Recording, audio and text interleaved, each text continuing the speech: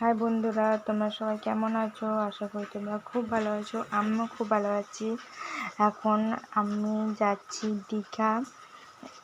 এটা আমাদের ওখান থেকে ব্লগটা করিনি, আমি রামনগরে এসে ব্লগটা স্টার্ট করলাম। তখন আমরা চলেই এসেছি বাসের সামনে। এখন রাত 8:30 বাজে। বাস আমাদের রামনগর ওখানে দাঁড়িয়ে আছে। তো আমার সাথে যাচ্ছে 4টে। এখন আমি একাই যাচ্ছি।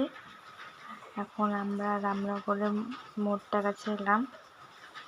এখন আমরা বাসের দিকে যাব। বাসে করে আমরা সব যেখান থেকে তোমাদেরকে বলেছিলাম দীঘা যাব, ওখান থেকে স্যার নিয়ে যাচ্ছে। চলো দেখো ব্লগটা, আশা করি তোমাদের খুব ভালো লাগবে। শেষ পর্যন্ত ভিডিওটা দেখতে থাকো। তারপর